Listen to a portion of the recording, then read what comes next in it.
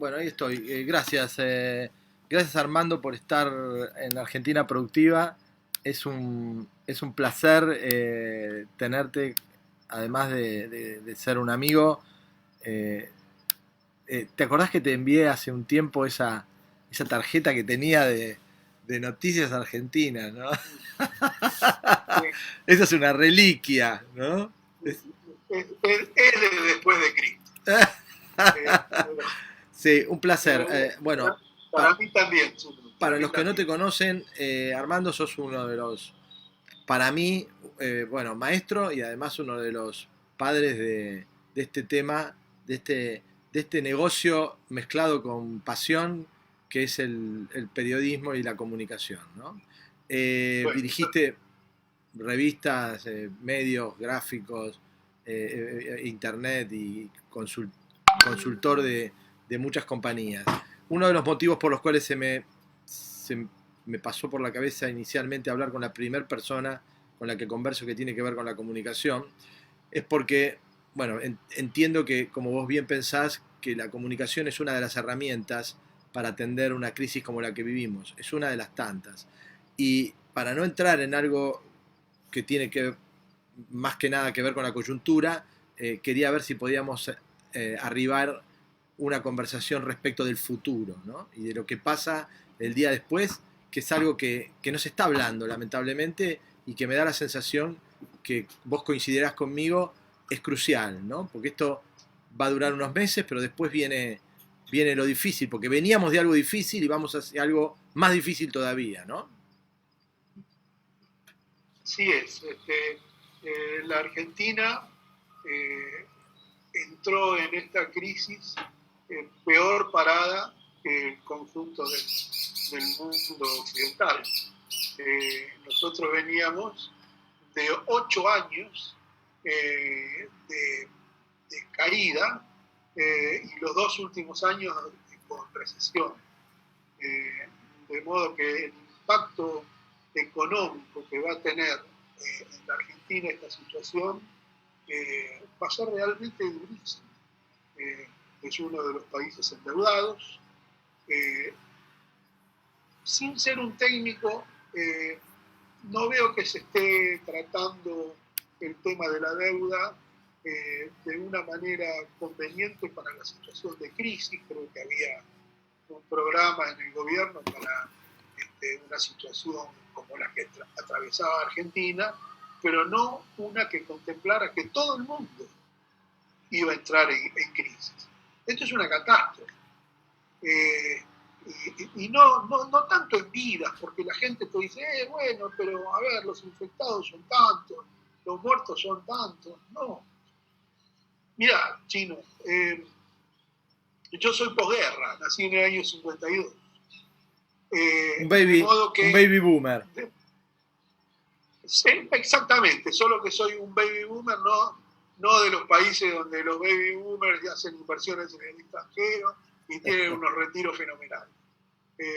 Soy un baby boomer que todavía tiene que seguir trabajando a los 67 años. Pero te decía, nosotros, a ver, ¿qué situaciones de enorme impacto mundial tuvimos con posterioridad a la Segunda Guerra? Bueno, tuvimos, digamos en términos de noticias, porque hubo hechos que se estiraron en el tiempo, como la guerra de Vietnam, por ejemplo, que bueno, al principio ocupaban las tapas de los diarios y después ya era un hecho con el el mundo convivía. Pero a ver, tenemos el asesinato de Kennedy, ¿sí? La llegada del hombre a la luna, eh, a ver, la caída del muro de Berlín, las torres gemelas, los tsunamis, pero ninguna de esas situaciones, si bien fueron de enorme impacto, paralizaron al mundo. Ninguna de esas situaciones.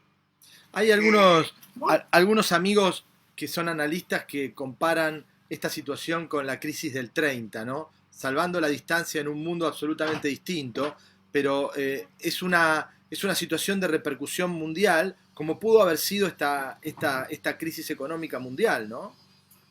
Sí, pero de ese tipo de crisis que son de origen y de consecuencia financiera, se sale.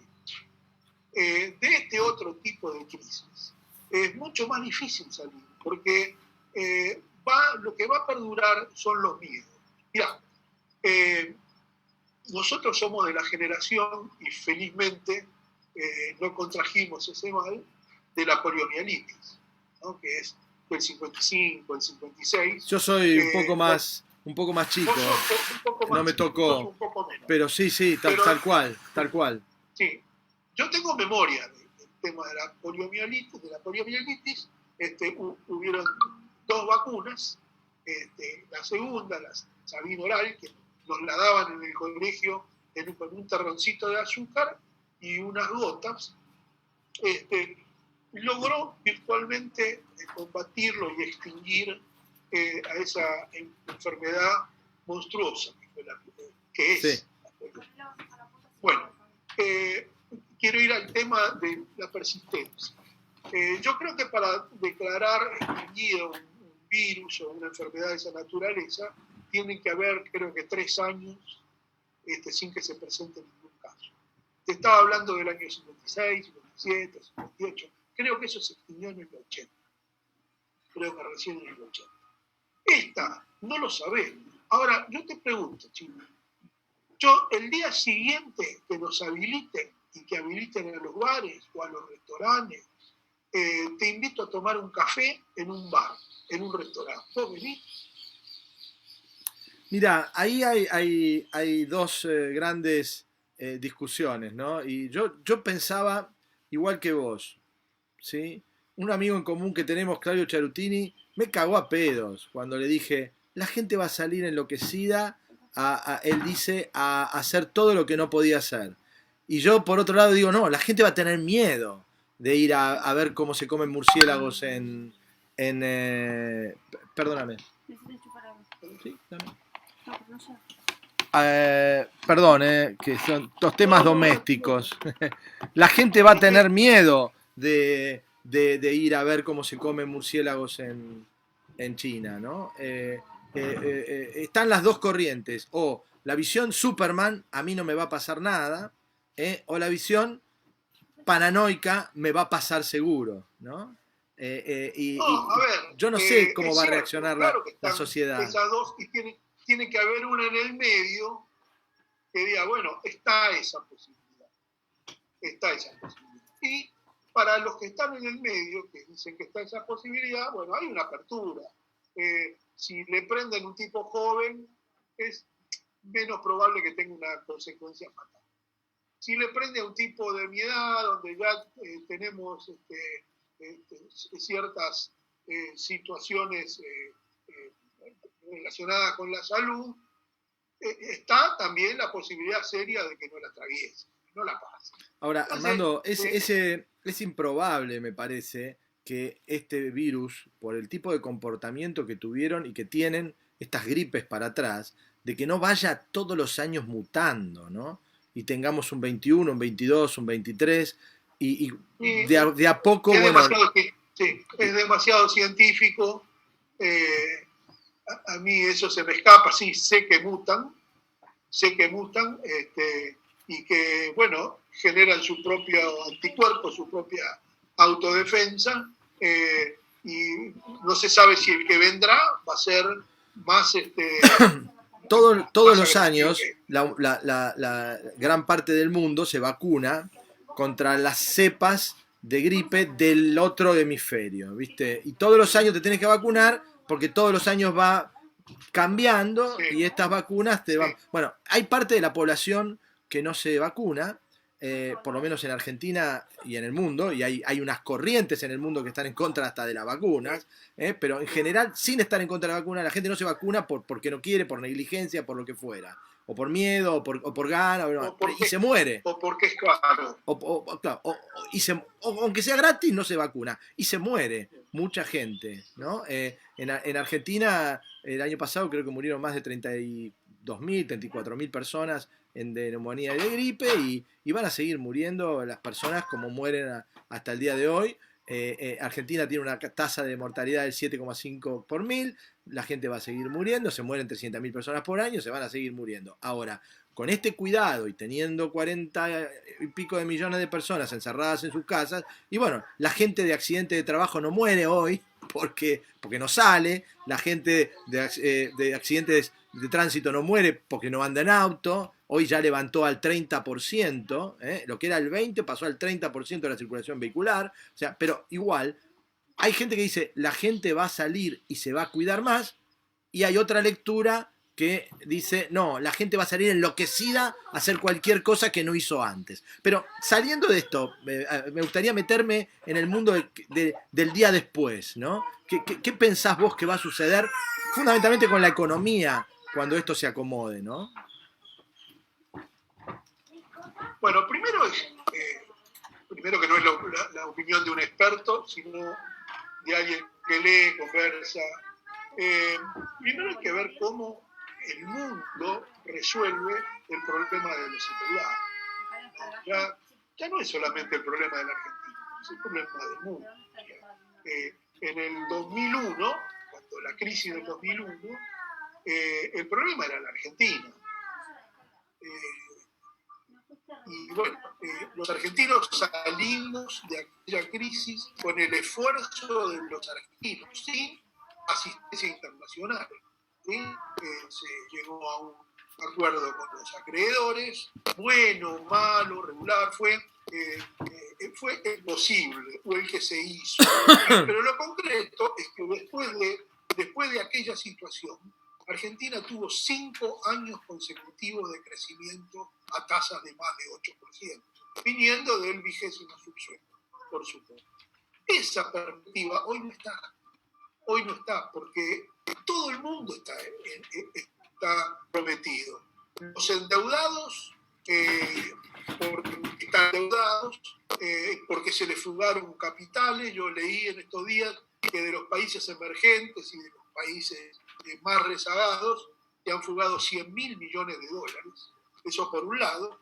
Y por el lado de los países del primer mundo, está la asistencia que están dando, de algún lado va a tener que salir, ¿no? O sea que no podemos pensar en términos de clemencia, de ayuda, porque no somos el único, no lo somos. Entonces, conforme a cómo se resuelve esa situación, que creo que la más conveniente sería esperar, que el acreedor espere 4 años, 5 años, dar la posibilidad de recuperación, pero esa negociación tiene que ser inmediata, y creo que hoy mismo, hoy, el 16 de abril, no empieza así.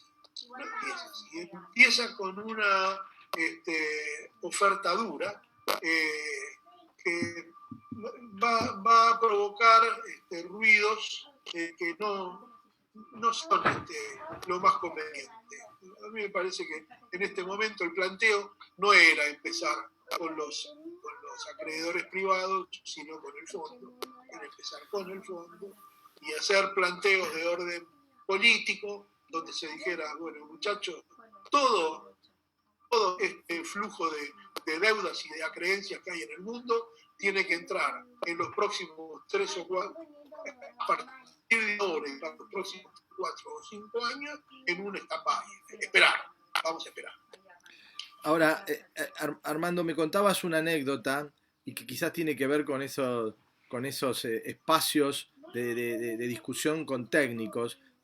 Vos estás acostumbrado, bueno, fuiste el número 1 en comunicación en el Ministerio de Economía, tuviste responsabilidades importantes al lado de personalidades de nuestro país, técnicas y en el mundo económico. ¿Cómo entendés que están viendo esta problemática? ¿Lo técnico no les deja ver el día después? ¿Pensás que va a haber un replanteo en el momento de salir de la crisis sanitaria y entrar en la crisis económica? ¿Va a haber una forma distinta de ver el problema? Primero, ¿cómo lo están viendo? Yo sigo los temas por los medios, como todo el mundo, y se han suspendido estas reuniones, por supuesto, ¿no? Que uno tenía sociales y donde había la posibilidad de intercambiar impresiones y aprender de lo que realmente pasaban. Como vos decís, yo estuve en una posición donde no fui un protagonista, sino un testigo preferencial, que fue todo el tema de economía entre el 2002 y el 2005. Yo creo que los economistas fundan, la ciencia está fundada en una ciencia exacta, que es la matemática. Y esa ciencia exacta no contempla muchas veces contingencias que se cruzan y que hacen variar todos los factores, ¿no?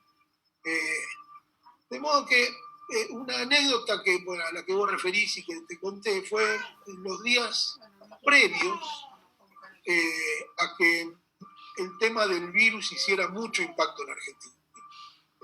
Ya estaba impactada China, estaba impactada Italia, estaba impactada España, empezaba Francia y empezaban los primeros datos en Estados Unidos y se empezaban a tomar las primeras medidas que eran realmente increíbles, que nunca las habíamos vivido en tiempos de paz. Y en un almuerzo que tuvimos con, en general eran 4 economistas de primera línea, primerísimos, ellos no hablaban de ese tema.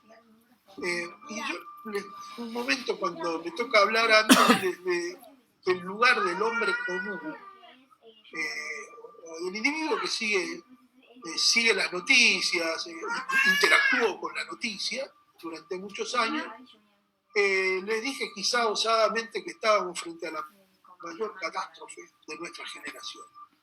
Bueno, como te decía por teléfono, de pelotudo para abajo no me dijeron nada, ¿no? Y uno de ellos, de nombradía, me dice, ¿qué? ¿Y el tsunami?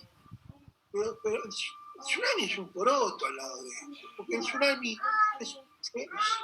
los tsunamis son cosas focalizadas, ¿no?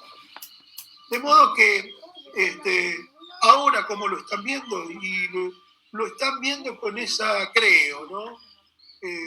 Con esa cosa que tienen los economistas de centralizar o focalizar exclusivamente en la actividad económica. Y ese es el dilema que atraviesa hoy a la sociedad. Se ha planteado como que de un lado están los sanitaristas, que dicen que nadie debe dar 2 pasos afuera de su casa, y los economistas extremos o los liberales extremos que dicen, bueno, tenemos que abrir todas las puertas, salir a trabajar, pase lo que pase, porque la economía se destruye. Y la realidad es que la economía tiene esa facilidad, por la propia ambición del hombre, de destruirse y de reconstruirse. No quiero emplear la palabra cool que se emplea ahora, que es deconstruir, que hay que pronunciarla 3 veces por día para hacer.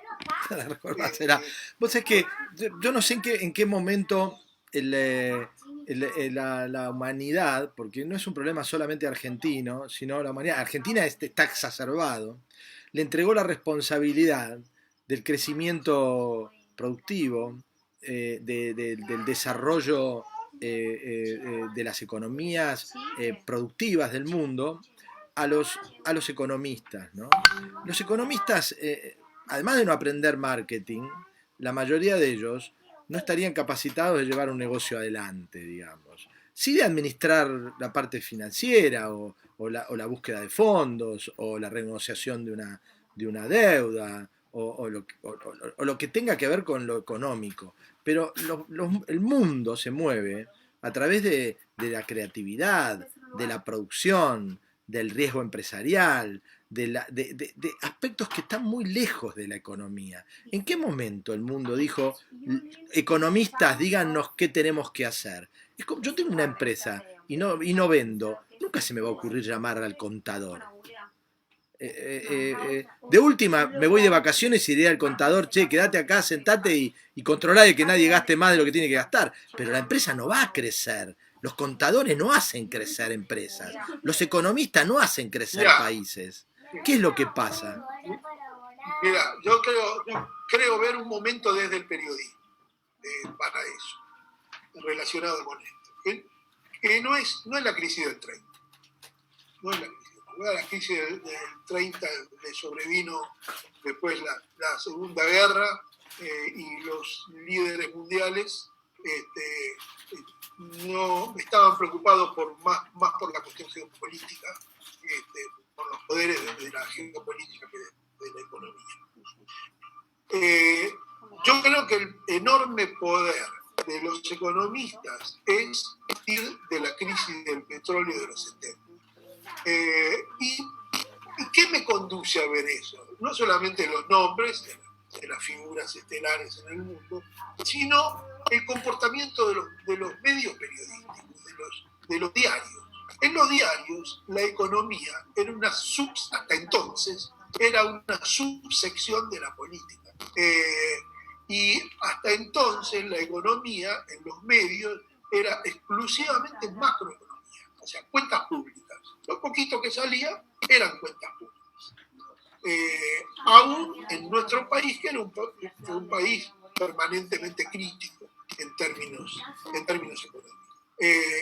Y después vino el proceso del consenso de Washington, las grandes presiones para aperturas de la economía, y ahí se popularizaron, empezamos todos a hablar de deuda, de bonos, de inversiones financieras, y en esa materia evidentemente el economista descolla. Pero todo tipo de emprendimiento, el mundo es un equipo donde intervienen las distintas disciplinas, es interdisciplinario, ¿no? También, así como vos te preguntás sobre los economistas, muchos nos preguntamos por qué en la República Argentina hay una enorme prevalencia de los abogados como presidentes. ¿Por qué?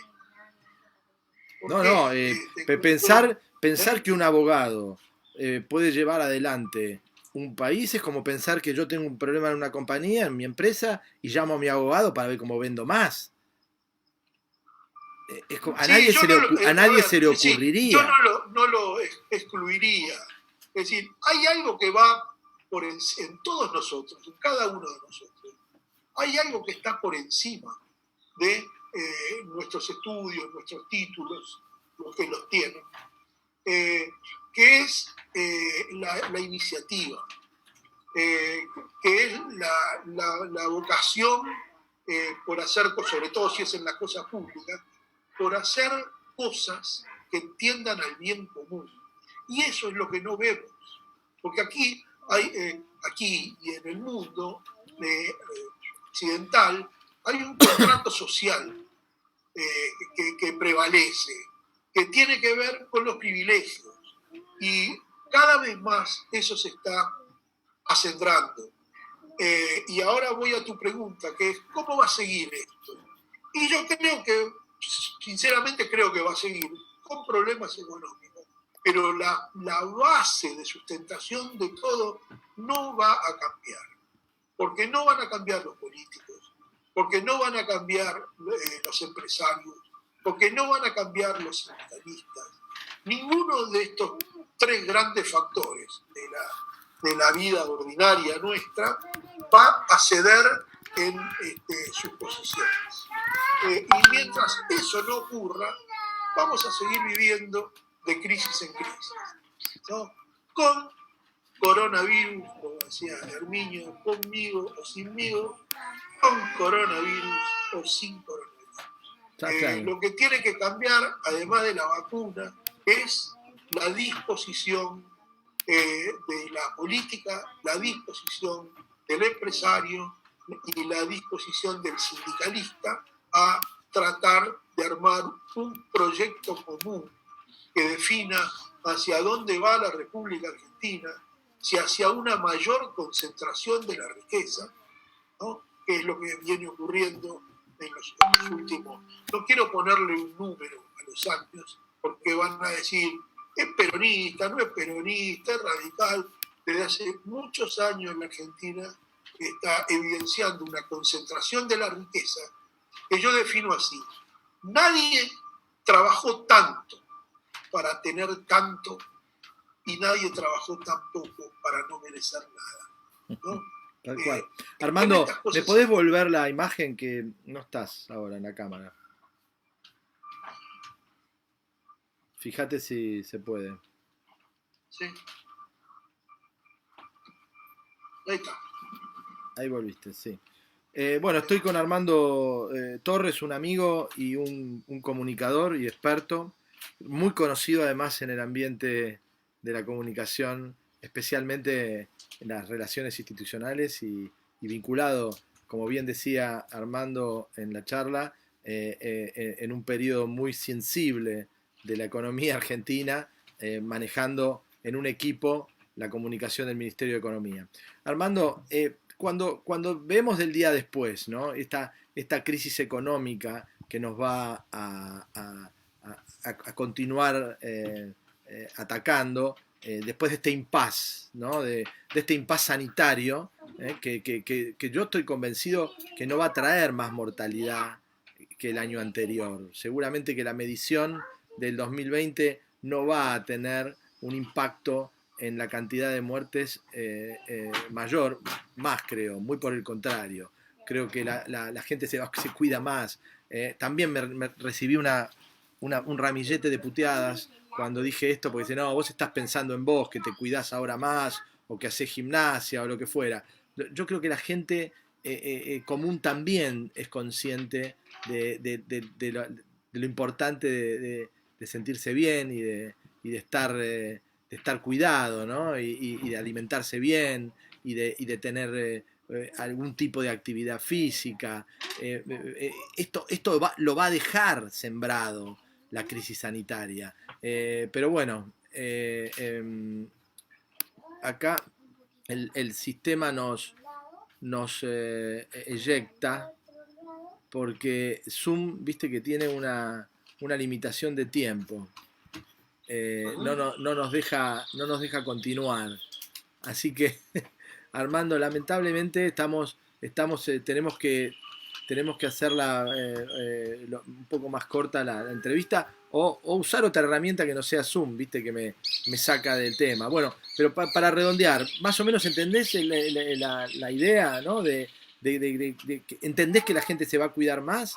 ¿Entendés que las personas vamos a tener más conciencia de la importancia de lo sanitario? Este cambio de actitud, de actividad, de hábitos, ¿te parece que se va a expresar además en lo laboral, además de la educación y además del esparcimiento, ¿no? Sí, sí, no, de eso estoy seguro, porque es una tendencia ex coronavirus. Es una tendencia que tiene que ver con las generaciones que nos suceden, en el caso mío 2 o 3 generaciones, donde, bueno, hablan de oncología, hablan de la alimentación, hablan de la actividad física, o sea, tienen una comprensión de la calidad de vida muy distinta a la que teníamos nosotros. En el caso del coronavirus, lo que puede agregar son cuidados respecto de los comportamientos sociales, como fue el SIDA, ¿no? Que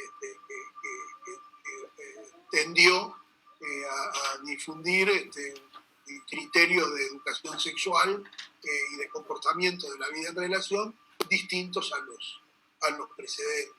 Vos sabés que sí, no, yo creo que vamos a hacer eso. Me hiciste acordar, yo recorría los hospitales de la ciudad de Buenos Aires y de la Nación con Guillermo Alchurrón.